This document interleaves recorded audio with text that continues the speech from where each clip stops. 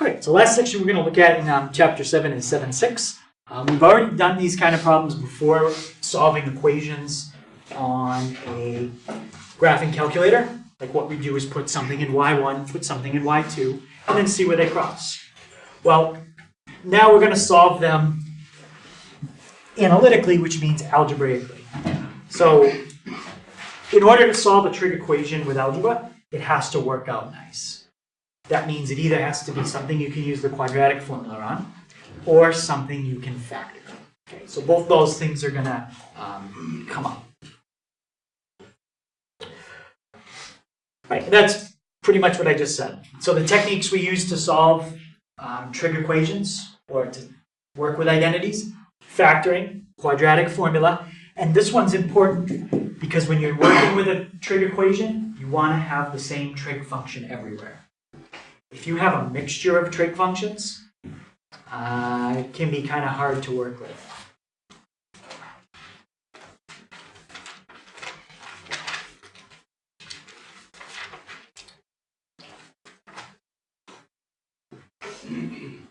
So when we have to write using one trig function, some things that are going to come up are the Pythagorean identities, like sine squared plus cosine squared equals 1. We'll definitely use that one. The one that we learned yesterday for sine 2 theta, that's going to come up later on. That's 2 sine cosine. So I'll remind you of the identities that you need.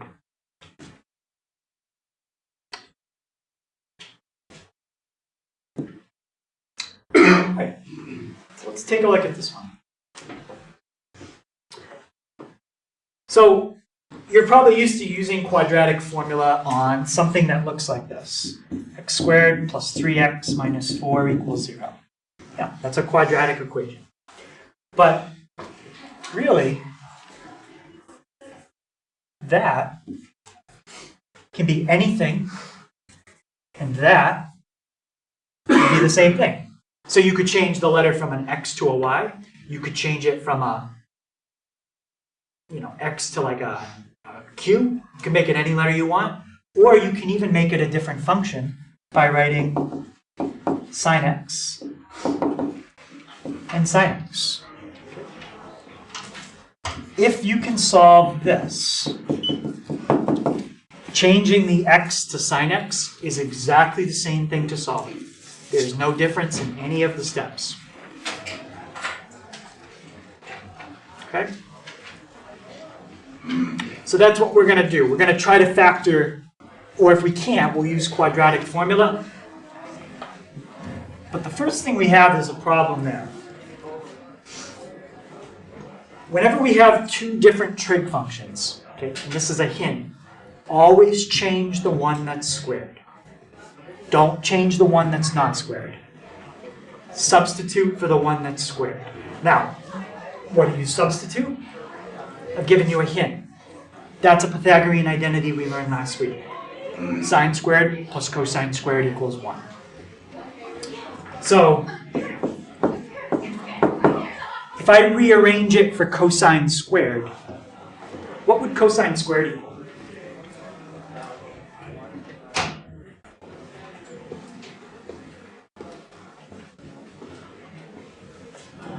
Yeah. 1 minus sine squared. Yeah. All I did was bring sine squared to the other side by subtracting it. Now, cosine squared equals 1 minus sine squared. Substitute that in for what's in the box. Okay. Keep everything else the same. So 2, but instead of cosine squared, put 1 minus sine squared. And then copy everything else. Plus sine x plus 1 equals 0.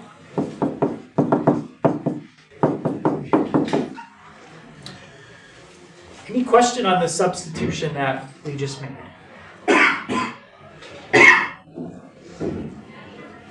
Now, what trig function is in both parts of this problem? They both parts have sine now. That's good. Okay? All right, so let's do what we would normally do. Number on the outside of parentheses, what do you have to do with it? Distribute, yep. So let's distribute it. So 2 times 1 is 2. 2 times negative sine squared is just negative 2 sine squared.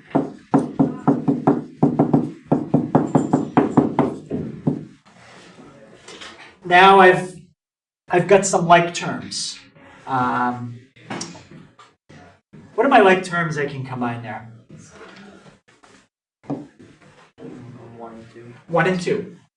2, positive 2 and a positive 1 gives me positive 3. So negative 2 sine squared x plus sine x plus 3 equals 0. Now, I'm going to try and factor that. But anytime you want to factor, you don't want the squared term to be negative. You always want it to be positive. Doesn't matter what everything else is. I just don't want that negative there.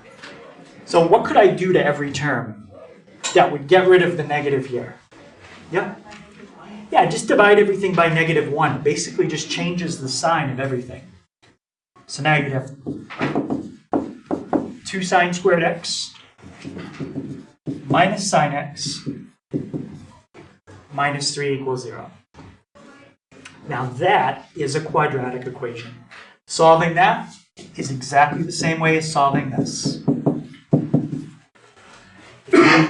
If you know how to factor the one on the bottom, then you can factor the one on the top. Let's try factoring the one on the bottom just for a second, and then I'll come back to the one on the top. So this is just kind of like a similar problem that you would have seen in Algebra 2. If you don't want to write down what's in this bracket, you don't have to.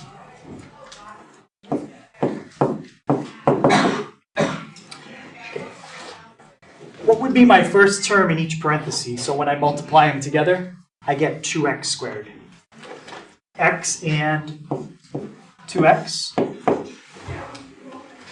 And now you've got a negative in the middle, and you've got a negative constant. What are your signs when you have a negative negative? If they're the same, then you'd have a negative times a negative when we FOIL, which would be a positive. They're different, one of each. It could be plus minus, it could be minus plus. If it's wrong, we'll switch on. And now two numbers that multiply to give me 3. What? 3 and 1. Right, let's try 3 and 1. Okay, let's check it. 2x times x is 2x squared. Yep. 2x times negative 1 is negative 2x. 3 times x is 3x. What do you get when you combine negative 2x and 3x? 1x. Is that what I was supposed to get in the middle? No. I've got the right number, but I've got the wrong sign. So what do I do? Yeah? Put the 1 in the other one, like plus the 1 instead of. So what should I do? Change the sign and like the Yeah. one. Exactly, just change the signs. You've got the right number, so keep the 3 and the 1 where they are. Just switch these. Now when you do 2 times 1, you get positive 2. Negative 3 times x is negative 3x, and that's negative x. So we just factored that. Now that's not our problem, but ours is going to factor exactly the same way. Except instead of writing x, what are you going to put? Sin x. So factor it the same way. Right? So normally I wouldn't do that because I'm comfortable with factoring when it says sine. But if you're not, write it like you would in Algebra 2 or Algebra 1. And then when you're done, just change x to sin x. So it's 2 sin x minus 3 and sin x plus 1. That's how it factors. And that's the hardest part. Just trying to figure out how it factors. Now, you've got something times something equals 0. What's the only way you could multiply something times something and get 0 as an answer? One of the results being 0. Right, one of these has to be 0. Either the first one or the second one.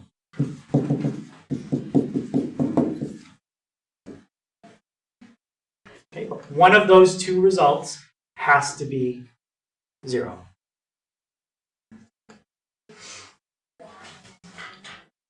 Okay, any question on that? And now we'll get x by itself.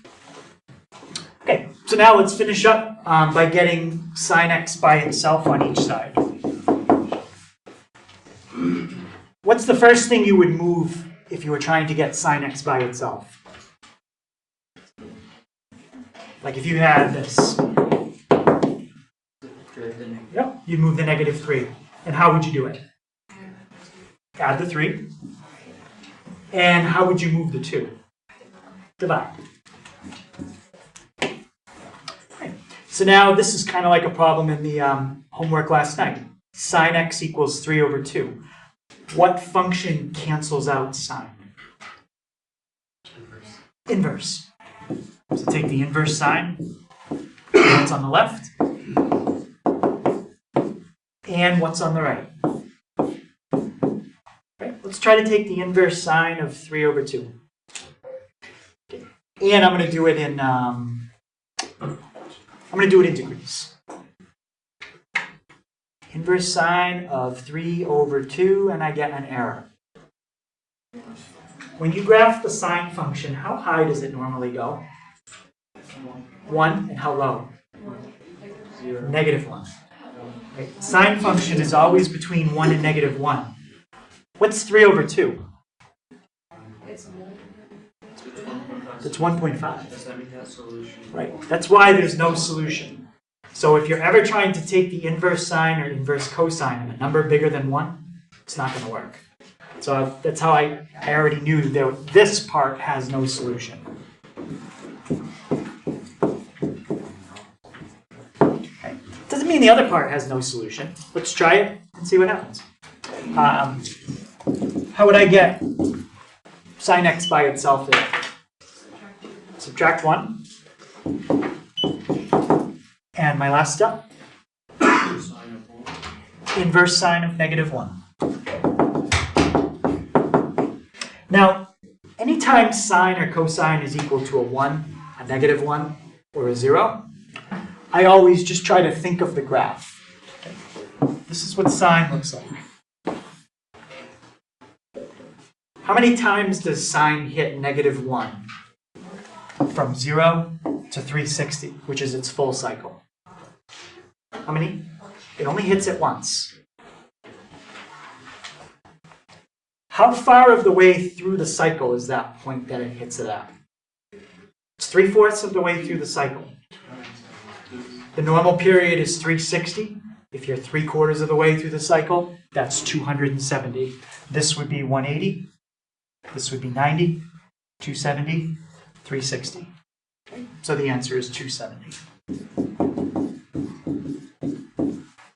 If you wanted it in radians, then I would just multiply by pi and divide by 180, and that would be 3 pi over 2.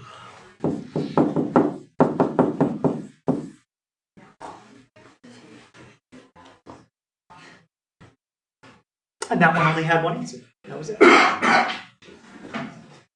Okay, so unfortunately, you still had to factor the whole thing, even though this part of it didn't even matter.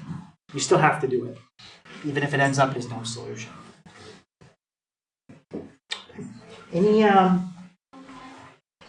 Any question on that?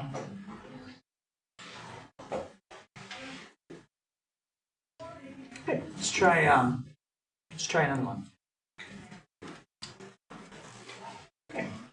So it says to find all solutions in one period.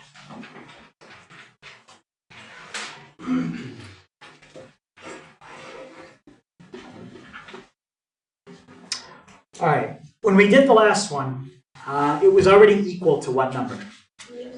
0. So let's get it equal to 0 again by putting everything on the right. Now, if you're wondering, why don't I just put everything on the left? Because if I keep the squared term on the left, it's going to stay positive, right? And that's what I said. I want to keep the squared term positive. Put the squared term on the right. Okay, and watch Just watch what happens. So, how would you move 2 sine squared x to the right? Subtract it.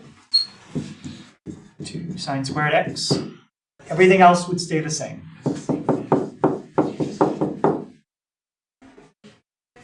Now, is that a quadratic type equation? Well, it's close, but there's something there that it's got 2 different functions. It's got the squared and the thing that's not squared and then just a number, but I don't like having 2 different functions. Which one should I change? Sine squared or cosine? Sine squared. Sine squared. Always change the one that's squared. What do you change it to? Just think of your Pythagorean identity. So using that, what is sine squared? Yep, it's 1 minus cosine squared. So everything that I just put parentheses around, I'm going to change to what Jake just said. 1 minus cosine squared. The 0 stays, equal sign stays, -2 stays, parentheses don't go anywhere. Cosine and +1, that all stays the same. Just change sine squared to 1 minus cosine squared. Okay, and now what do I have to do with the -2? Distribute. This is why I put the cosine, the squared term on the right, because watch what happens. -2 times 1, that's fine. But what's -2 times negative cosine squared? Positive, and that's what I really wanted. If you didn't think of that, it's not a big deal. You just have to maybe divide everything by -1, like we did in the last problem. But I kind of knew that was going to happen, that's why I did it that way.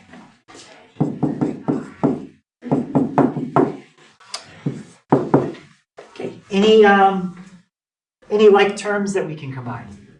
Yeah. -2 and what? 1. 1? What's -2 and 1?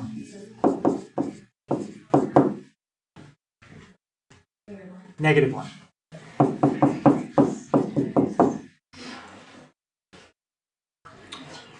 Okay, so now we've got it in the quadratic form. Something squared, something, and they're the same things. Cosine, cosine. So now let's see if we can factor it. And let's try to factor it the way it is. Let's not write it as 2x squared plus x minus 1. That's what it really is if you saw it in Algebra 2 or Algebra 1. What would be my first term in each set of parentheses? Well, you have one that's 2 cosine and one that's cosine. 2 cosine and a cosine. Positive middle, negative constant. What does that mean about my signs? They're going to be different. They're going to be different. To 1. Yep, they're going to be different. Again, maybe it's minus plus, maybe it's plus minus. We may have to switch it. And now we don't really have too many options. 2 numbers that multiply to give me 1. 1 and -1. 1, and there's my negative right there. Let's check and see if that works. 2 cosine times -1. That's -2 cosine. 1 times cosine is plus cosine. What's -2 plus 1? -1. I wanted positive 1 in the middle. So I've got the right number. I got the wrong sign. What do I do? Switch the signs. Or if you want, you can switch the numbers too. Try it. Let me know what happens.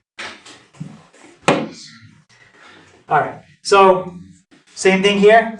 We're multiplying 2 things together equal to 0. Just like Nate said earlier, it means one of them is equal to 0. Or both. So now set them both equal to 0.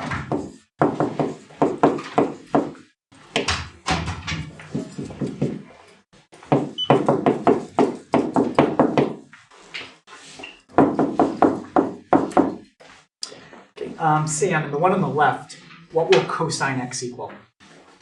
I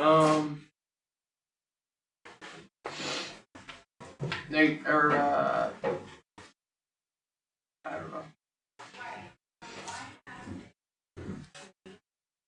I just completely zoned out. Measure. Can anyone help them out? Think of it like, just pretend like it's this. You do the same thing to get x by itself. 2 steps. Yep. Start with 2. Plus 1 divided by 2. Yep. And how about on the right? This one's actually, it's even one less step. Just minus 1 from each side. Okay. Let's do the one on the right first. Okay. I'm looking for where the cosine function hits -1. So if you think of your graph of cosine, cosine looks like this. How many times does cosine hit -1? Just once. And it hits it right there. How far of the way, how much through the cycle is that? Halfway. It's exactly halfway. The full cycle is 360. So where am I? I'm at 180. Okay, if you didn't remember that, you could type it in. Inverse cosine. Well, pi radians, which is the same as 180. I just have my calculator in radians. So 180 degrees, or pi. That's the same answer. It's just one's degrees and one's radians. Okay. Now let's look at this one. What function gets rid of cosine? Arc cosine. What is it? Arc cosine. Arc cosine or inverse cosine. Yep. So let's take the inverse cosine of 1/2 and see what we got. 0.5, and I'm going to do it in degrees. Inverse cosine, I get an answer of 60. Now, does anybody remember what you call that? When you get an angle that's between 0 and 90, I mean it's acute, but there's another name for it, it begins with an R. It's your blank angle. Yeah? It's a reference angle, yes. So whenever you get an angle that's between 0 and 90, that's called a reference angle. We just found a place where cosine equals a positive number. Let's look at our chart. What other quadrant is cosine a positive number in? 4. Quadrant 4 is the other spot that you will find a positive for cosine. So that chart tells me I should be in quadrant 4. What does the formula say to do if you want to get an answer in the 4th quadrant? 360 minus the reference angle. So in this case, 360 minus 60 is 300. So I'll put it in the video, but it's also in your notes from section 6.5. I would put this chart on your reference sheet so you know what quadrant to look in for the other positive answer. And then these 3 formulas tell you if you want an answer in 2, 3, or 4, how to do it. 180 minus reference, 180 plus reference, or 360 minus. So that combined with that. That's what we just used.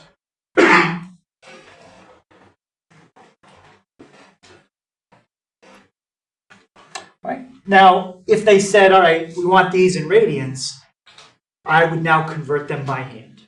Multiply by pi, divide by 180. That one's pi over 3, because 60 goes into 180 3 times. And this one, the way I do it is I say, okay, the 300 is 5 times as big as 60. So this answer is 5 times as big as that one. 5 pi over 3. Okay, so this problem has 3 answers. In degrees, 60, 300, and 180. Or in radians, pi over 3, 5 pi over 3, and pi.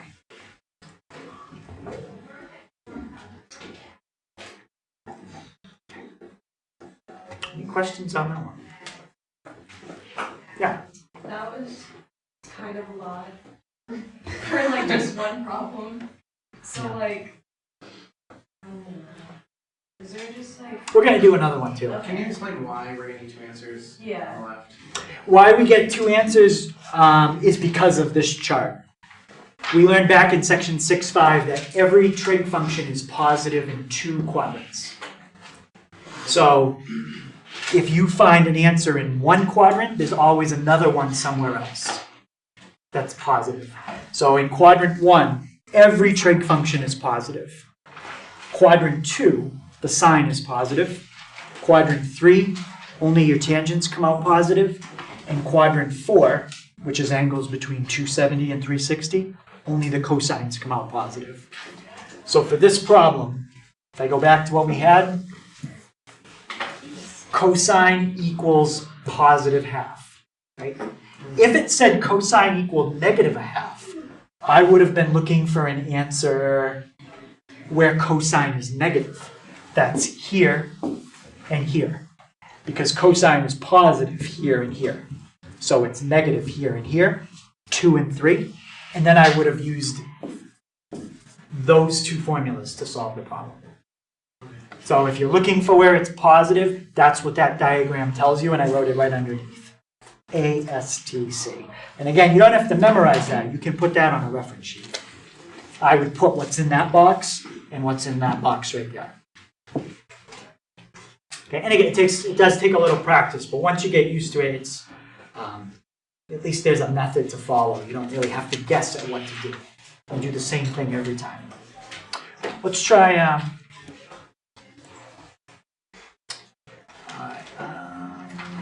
That one. Okay, this part, don't write it down. I'm just reminding you that with trig functions, if there's one solution, there's infinitely many, because trig functions repeat. We are not doing, remember when we did plus like period times n? Remember when we put those on the end of the answer, period times n?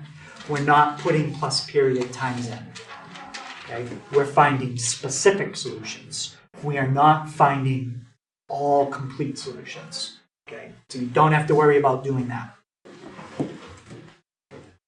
Okay, so let's try this one.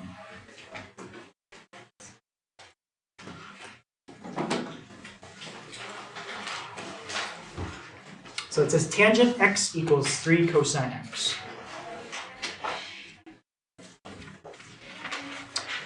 Right. When we solved identities last week, there was a trick I gave you that if you had trig functions, try changing everything to this. Does anybody remember what we always tried changing things to? Yeah? Sine and cosine. Always try changing things to sines and cosines. If you've got something that's not, that's the one you want to focus on. What is tangent? And I think I mentioned it yesterday. Yeah? Sine and cosine. Exactly. Sine over cosine.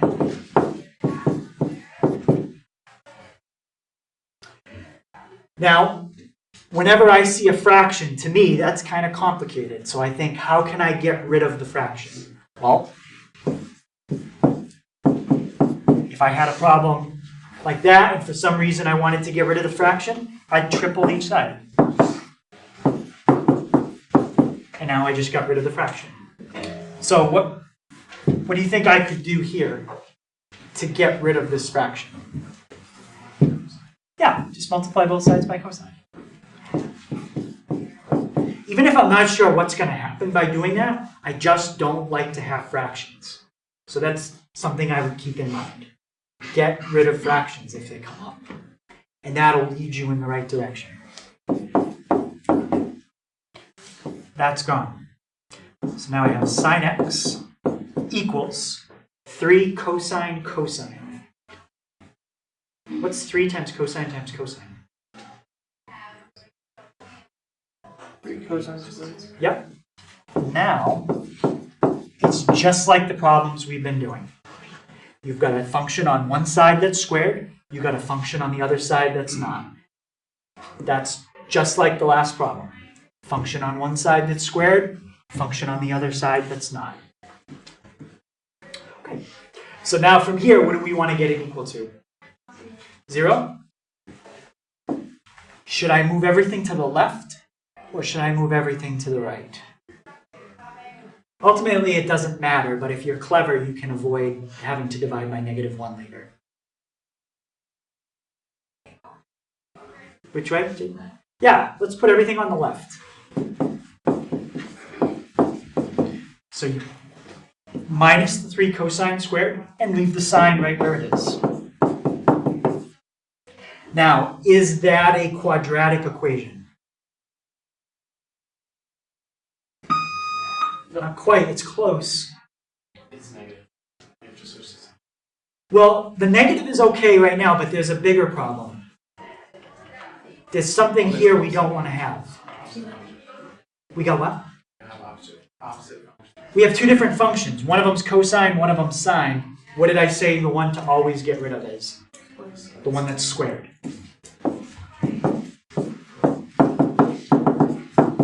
And I'm really doing exactly the same thing we just did. What is cosine squared? 1 minus sine squared. Yep. 1 minus sine squared. And now what do you do with the number on the outside? You distribute it. And this is where I think it was a good idea to put it on the left, because -3 times negative sine squared, negative times negative makes it positive.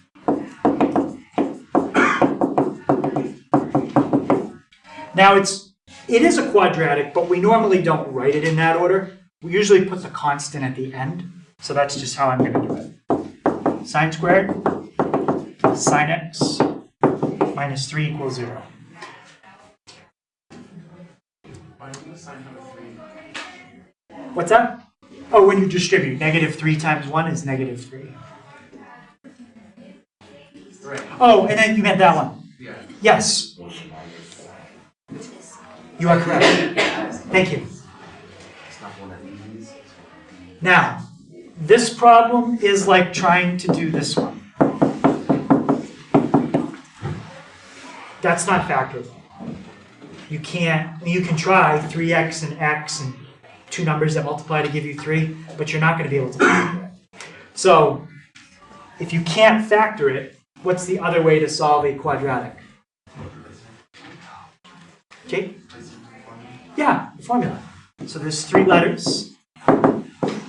You plug into the formula, and then you do it out. What do you, well, actually, I wrote it basically right there. What's A in this case? 3, B, 1, and C. So now we're going to plug that into the quadratic formula, so we're not going to have to factor. Now, if you were to use quadratic formula on that, what would you be solving for when you're done? X. You'd be solving for what's right in the middle. We're using quadratic formula on this. So what do you think we're solving for? Sin x. We're solving for what's right in the middle. Okay, that's how the quadratic formula works. It always solves for what's right in the middle. So when we're done, we're going to get 2 numbers from the quadratic formula, and they're not going to equal x. They're both going to equal sin x. Okay, so it's just like the quadratic formula, except the last step, what you set it equal to. Okay, so let's plug it in. -b plus or minus, what comes next? The square root of b squared. Yep. Minus 4ac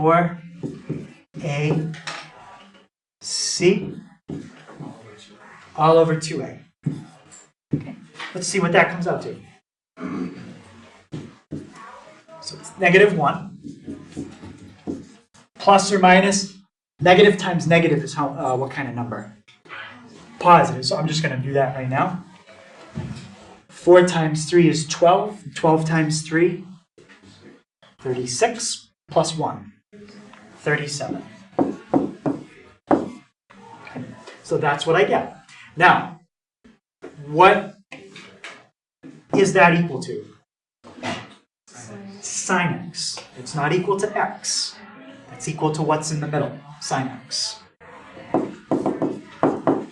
So how do we get x by itself?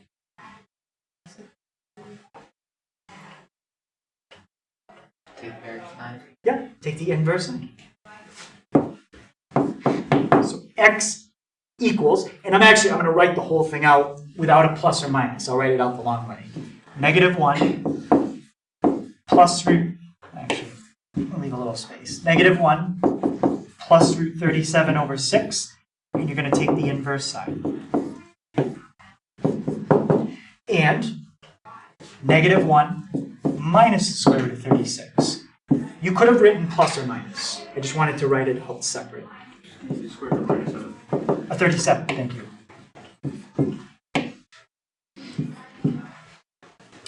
So inverse sign of -1 minus root 37 over 6, inverse sign of -1 plus root 37 over 6. Okay, let's do the bottom one first. Let's see what happens. Let me type in what's in the middle. -1 minus root 37. -1 minus square root of 37 divided by 6. So this number right here is about -1.18.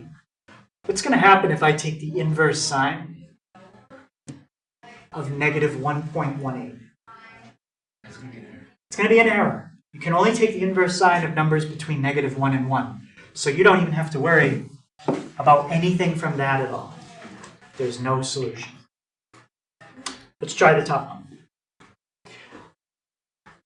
-1 plus the square root of 37 gives me 5.08 divided by 6. Is that number between -1 and 1? Yeah, then that number is going to work. So let's take the inverse sign of the number I just typed in. And I'm in degrees. We don't get a nice answer. We get 57.9. Just round it off.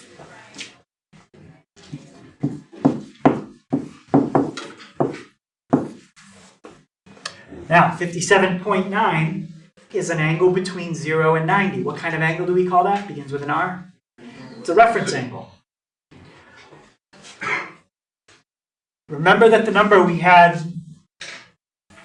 right here, -1 plus root 37 over 6, 0.847. Sine of x was equal to 0.847. What kind of number is 0.847?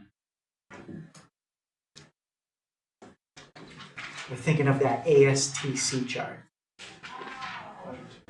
Well, is it a positive or a negative? It's a positive. I'm looking for where sine is positive. 0.8 is a positive number. So let's look at our chart. I already got an answer here. 50, whatever it was, 57.9. Where else is sine positive? Quadrant 2. So quadrant 2 means I should do that. The other answer is 180 minus, what have we ever got? 57.9? Is that what it was? Yep, so 180 minus 57.9. Where's my 0?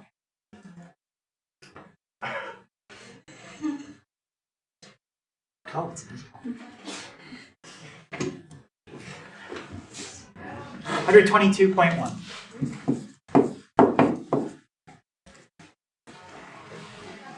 Okay, so just make sure you always look for that second answer. Okay. And these three formulas will always tell you what to do. You either subtract it from 180, add it to 180, or subtract from 360. Every time. Okay, so if you don't like factoring, you actually could do every problem with quadratic formula. I think the factoring, I'd rather factor than use quadratic formula. I think the quadratic formula is even longer. Any questions on that? All right. That one's kind of the same, so I'm going to skip that. Trig function on one side that's squared, on the other side that isn't. There's nothing new here at all. Whether that's factorable or quadratic formula, I don't know. I'd have to try it. But it would be one of those two. Let's do... All right, let's try this one.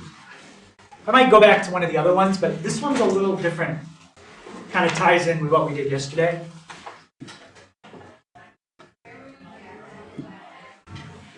So it's sine 2x equals sine x. What's the problem here? And I mentioned this yesterday. It's something we don't like to have. We've got the same trig function, but there's another problem. Yeah. There's a 2 in front of the x. So we want to get rid of that 2. Does anybody remember what sine 2x, what you can plug in for it? Yeah? 2 sine x cosine x. Now, we don't have anything that's squared. That's actually better. It's going to make the problem easier.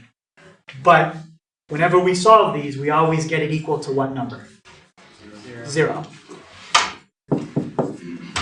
So how would you move sine to the other side? Subtract it. So 2 sine x cosine x minus sine x. Now, look at the first term and the second term that I just underlined. Do they have anything in common? What do they have in common? Sine x. So we want to factor it out. But this is easier factoring than the kind you did before. You don't need 2 sets of parentheses. You just take out what they both have in common. And that's pretty much going to be it for the factoring. If you take away the sine x, or you pull it out from the first term, what's left? Just 2 cosine x. Minus. Now, if you take it out of the second term, there's nothing there, but you got to put something. So what's left right here? A 1. And as far as the factoring, that's it. You factored out the GCF, and now we set each one of these factors equal to what? 0. Sine x equals 0. 2 cosine x minus 1 equals 0.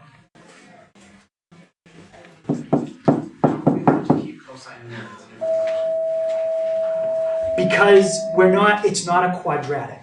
So when it's a quadratic, they all have to be the same. But since this doesn't have any exponents in it, it's okay that it's different. Yep. But anytime you've got, like if I was solving one with exponents, that's no good. I see a quadratic. I got to get rid of that and make it tangent somehow.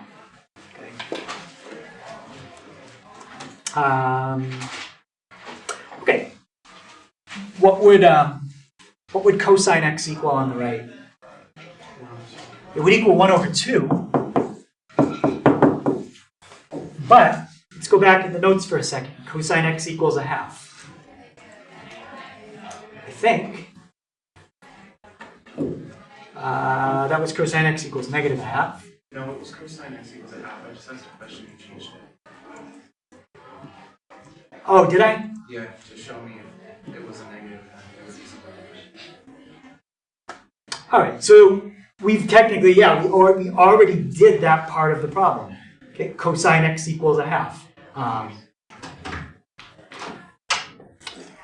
You know what? I'll do it one more time just so we can practice the quadrant thing.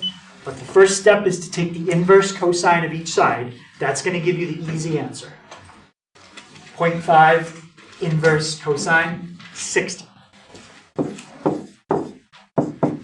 Now you're looking for where cosine equals a half. Does anyone remember, without me showing them, what other quadrant it's in? Yep, it's in quadrant 4. The formula in quadrant 4, 360 minus the reference, and that's where we got the 300 from. So we already did that. Now, sine of x equals 0. Anytime it's a 0, a 1, or a negative 1, I just think of the picture. How many times does sine hit 0?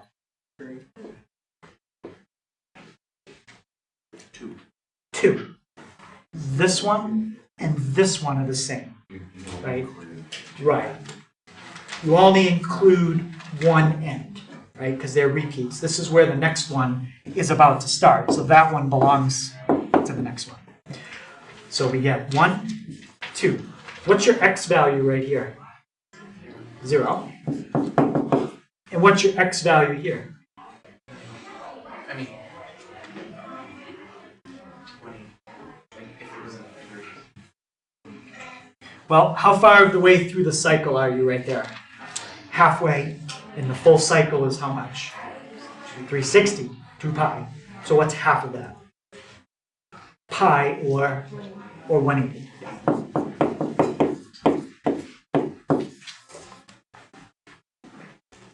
So this one had 4 answers. 0, 180, 60, 300. You don't have to think about it as the graph, but to me that's the easiest way to do it. Okay, let's finish up with, I don't want to do that one. Let's do,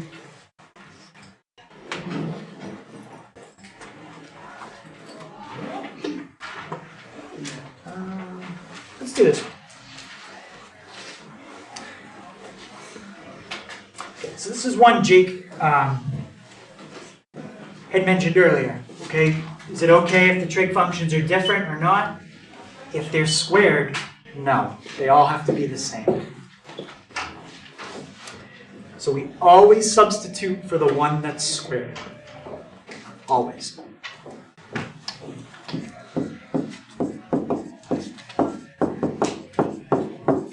That's the trig identity. Sine squared plus cosine squared equals 1. That's not going to help you here because there's no sines and cosines. It's the next one. 1 plus tangent squared equals secant squared. There's also 1 plus cotangent squared equals cosecant squared, but you don't need that one. Okay, so we're going to change this to that. Make that substitution first.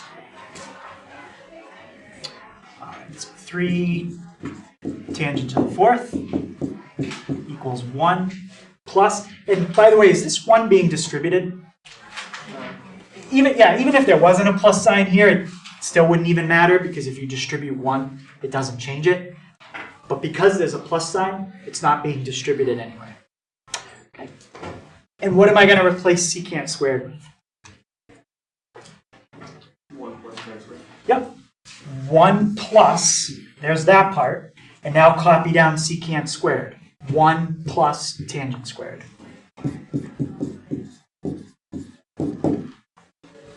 So the 1 plus that I circled came from that, and then the rest of it, 1 plus tangent squared, comes from what's in the parentheses.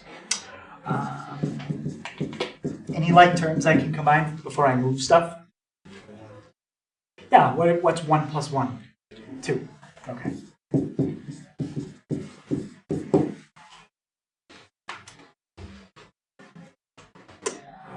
Let's put everything on the left. So how would you move both things on the right to the left? Subtract them. Okay. Anytime you solve a problem, you always want the term with the highest exponent positive. Whether the highest exponent is a 2, this one happens to be a 4. Always keep that one positive. So 3 tangent to the 4th minus tangent squared minus 2. Now, if you're looking, you're like, that's not a quadratic. It is. That's something that you can actually factor. It's just like factoring this.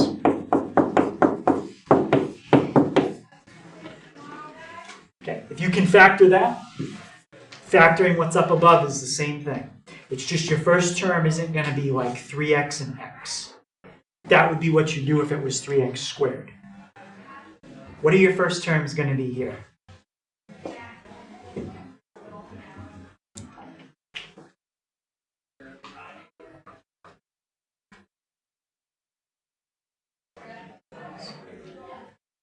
So what would you, if you were going to factor this one, what would you put, Jade? X squared, maybe. Okay, x squared and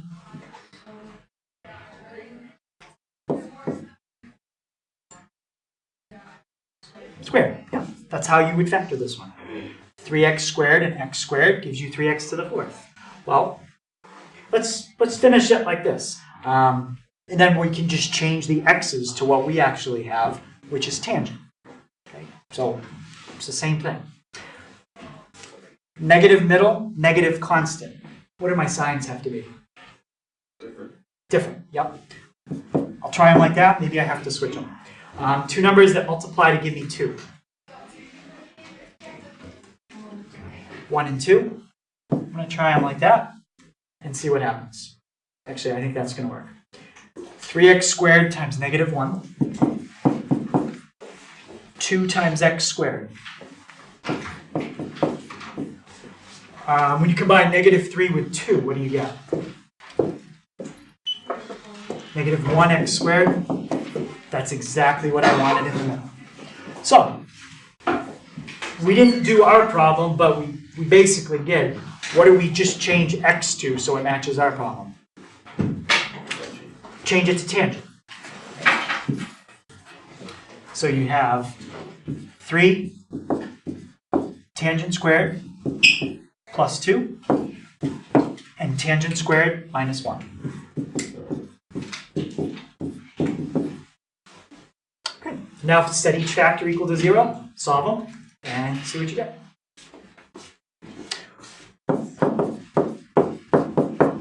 Okay. How would you move the 2 over to the other side?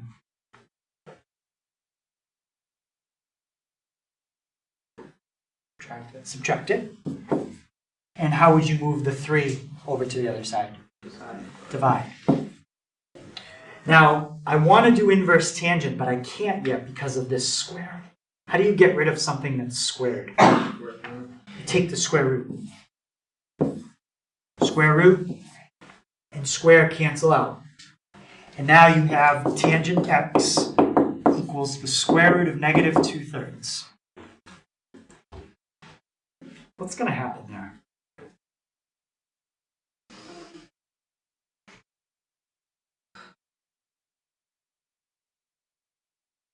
Think about just like basic arithmetic.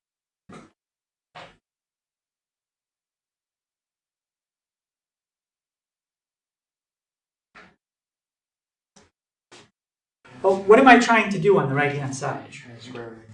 I hope not. Yeah, Why? because you get an imaginary number. You get an imaginary number. You can't take the square root of a negative. It's imaginary. So there is no solution from that part. Okay? So the only part that's left is the tangent squared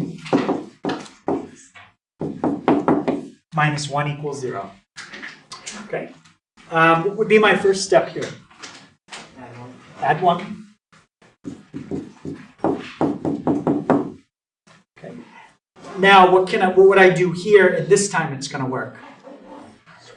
Take the square root. So tangent x equals what? And take the square root here. What's the square root of 1? And negative 1. Right. Whenever you take the square root of a number, there's always 2 answers. And now my last step, how do I get rid of tangent? Inverse, yeah. So my answers are the inverse tangent of 1 and negative 1. Let's do both. So 1 inverse tangent is 45 degrees. And negative 1 inverse tangent is negative 45.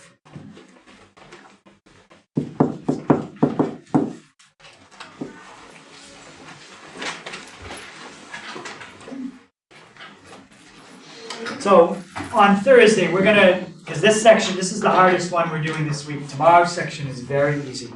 But Thursday, we're going to come back, and I'm going to give you guys a chance to practice all these and ones that are very similar to what's on the test. Because I think we'll probably need a little practice with these ones.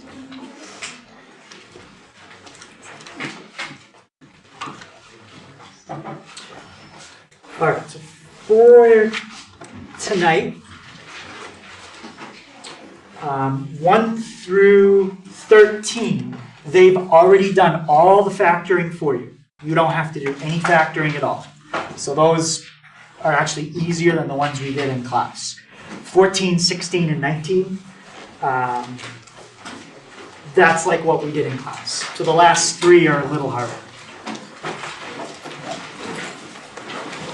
Okay, so we'll take a look at that tomorrow.